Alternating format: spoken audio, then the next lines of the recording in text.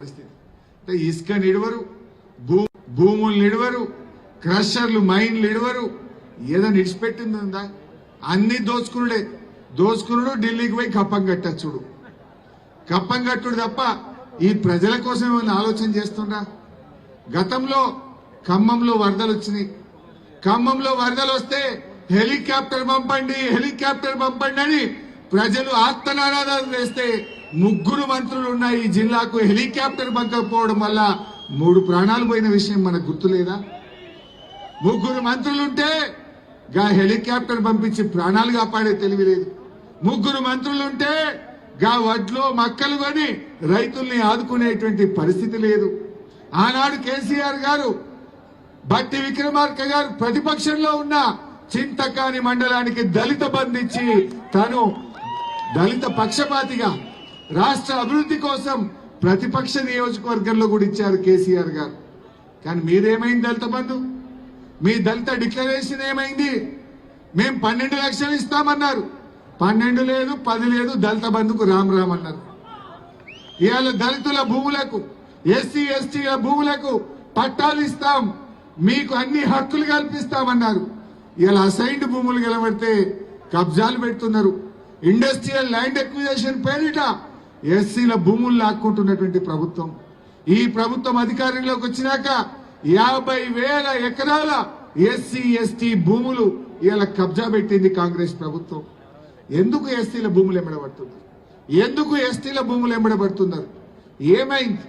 ఇలా SC corporation కు 3,200 కోట్లు బడ్జెట్ లో పెట్టిండ్రు. ఖర్చు పెట్టింది గుండు సున్నా. 2.5 ఏళ్లలో ఎస్సీ కార్పొరేషన్ కు 3,200 కోట్లు పెడితే ₹1 కూడా ఎస్సీలకు విడుదల చేయనటువంటి ప్రభుత్వం ఈ కాంగ్రెస్ ప్రభుత్వం. అదేవిధంగా ఎస్టీలకు 2,371 కోట్లు బడ్జెట్ లో పెట్టి ₹1 కూడా ఎస్టీలకు విడుదల చేయని ప్రభుత్వం. పేరుకు ఆర్థిక మంత్రి జిల్లా, ఉప ముఖ్యమంత్రి జిల్లా, గిరిజనులు ఎక్కువ ఉండే జిల్లా, కానీ గిరిజనులకు మొండి చేయి చూపించిన ప్రభుత్వం ఈ కాంగ్రెస్ ప్రభుత్వం. ఎస్సీలకు మోసం, ఎస్టీలకు మోసం, బీసీలకు సప్లాన్ అన్నారు. 20,000 కోట్ల బడ్జెట్ పెడతామన్నారు. 42% రిజర్వేషన్ అన్నారు. బీసీలకు మోసం చేసింది. 42% ఏమో కోట్ల ఉందన్నారు. మరి 20,000 కోట్ల బడ్జెట్ పెట్టేది మీ చేతుల్లో ఉంది కదా బట్టి గారు.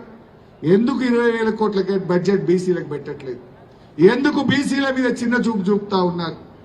ఏ వర్గం చూసినా అందరికీ మోసం. కార్పొరేషన్లు పెట్టిండ్రు.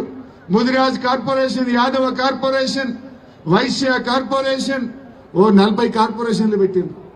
మరి 2.5 ఏళ్లలో ₹40 ఇచ్చిండ్రా? ఏ కార్పొరేషన్ కన్నా ₹1 విడుదల చేశారా? దయచేసి ఆలోచన చేయండి. అంటే మాటలే తప్ప ఏ వర్గానికి కూడా ఈ ప్రభుత్వం మేలు చేసినటువంటి పరిస్థితి లేదు. ఖమ్మం జిల్లా ప్రజల్ని కూడా మేము కోరేది ఒక్కటే. ఆనాడు కేసీఆర్ గారు ఖమ్మంలోని ప్రతి నియోజకవర్గానికి 100 పడకల ఆసుపత్రి ఇచ్చారు. వెంకట వీరయ్య గారు కొడితే సత్తుపల్లిలో 100 పడకలు ఇచ్చాం. మదినలో మా కమల్ రాజ్ ఆనాటి జెడ్పీ చైర్మన్ గారు కొడితే అక్కడ ప్రతిపక్ష ఎమ్మెల్యే ఉన్న 100 పడకల ఆసుపత్రి మధురకి ఇచ్చింది కూడా కేసీఆర్ ప్రభుత్వమే. దాన్ని ఈ మధ్య పోయి బట్టి గారు రిబన్ గా తెచ్చుకున్నాడు. కానీ కట్టించింది బీఆర్ఎస్ ప్రభుత్వం. ఆ రోజు మా పువ్వాడ అజయ్ గారు నాకు ఖమ్మంకు మెడికల్ కాలేజ్ కావాలని కేసీఆర్ గారిని వచ్చి కోరితే ఆయన ఆదేశాలతో 24 గంటల్లో ఖమ్మంకు మెడికల్ కాలేజీ మంజూరు చేసింది కూడా కేసీఆర్ ప్రభుత్వమే. ఈ రకంగా అనేక అభివృద్ధి కార్యక్రమం భద్రాచలం నుంచి మొదలుకుంటే ఖమ్మం వరకు, అశ్వరావుపేట గాని ప్రతి నియోజకవర్గానికి 100 పడకల ఆసుపత్రి ఆ రోజు ఇచ్చాం.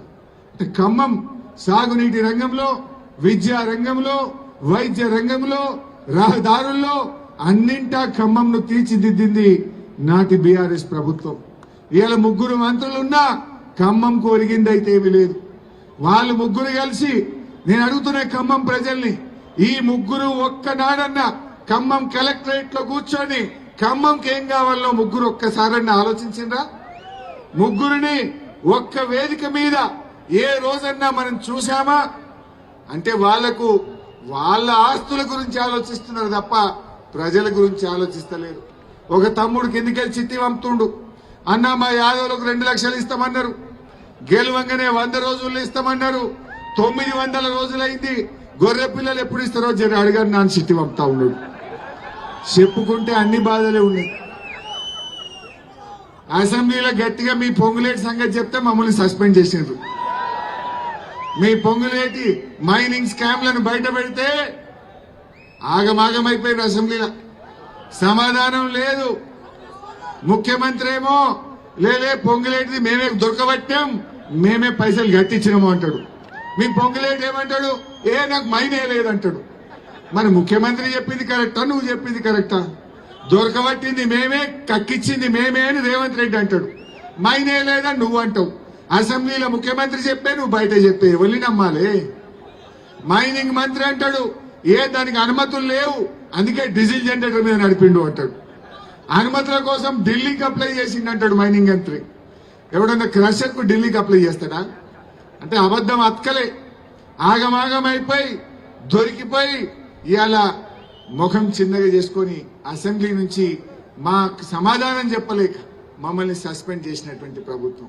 కానీ ప్రజలకు తెలుసు కదా, దొంగను దొరకబడితే, దొంగను ప్రశ్నిస్తే సమాధానం చెప్పలేక బీఆర్ఎస్ పార్టీ ఎమ్మెల్యేలను మమ్మల్ని సస్పెండ్ చేసింది. బిడ్డ అసెంబ్లీలో సస్పెండ్ చేస్తామేమో, కానీ ప్రజల గుండెల్లో మాత్రం మేము బరాబర్ ఉంటాం. ప్రజల దృష్టిలో మీరు దొంగలుగా మిగిలిపోయినరు. మీ దొంగతనాన్ని ప్రజల ముందు చెప్పగలిగినాం. ప్రజలకు అర్థమయ్యేటట్టు అసెంబ్లీ సాక్షిగా ఎండగట్టినాం. ఇడిచిపెట్టవి ఇంకా చాలా ఉన్నాయి. ముఖ్యంగా ఖమ్మం జిల్లాలో చాలా దాష్టికాలకు పాల్పడతా ఉన్నారు. మా కార్యకర్తలు నాగరాజు మీద గాని ఎంతో మంది మీద ఎన్నో కేసులు పెట్టింది. భయపట్టించి కండువాలు కప్పుతున్నారు. నువ్వు కండువాలు మెడలు కప్తావేమో, గుండెలైతే కప్పలేవు కదా. ప్రజల గుండెలనైతే మార్చలేవు కదా. ఇవాళ ఆ ప్రజలు ఇవాళ కేసీఆర్ గురించి ఆలోచిస్తున్నారు. ప్రజలు మళ్ళీ కేసీఆర్ రావాలిగా, కేసీఆర్ అయితేనే మమ్మల్ని మంచిగా చూసుకున్నాడు అనేటువంటిది ఆలోచిస్తున్నారు.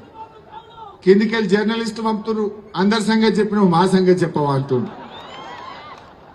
అరే కేసీఆర్ ఉండగా జర్నలిస్టుల కోసం 100 కోట్లతో సంక్షేమ నిధి పెట్టిండు. జర్నలిస్టులకు అన్ని మండలాల్లో అన్ని జిల్లాల్లో ఇండ్ల స్థలాలు ఇచ్చారు.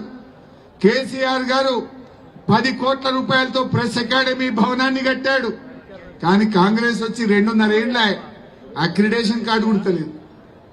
అక్రిడేషన్ కార్డు ఇచ్చే తెలియలేదు ఈ కాంగ్రెస్ కు. ₹1 బడ్జెట్ లో 16 కోట్లు ఇస్తాను పెట్టిండు. బట్టి 16 పైసలు కూడా ఇవ్వలేదు జర్నలిస్టులకు.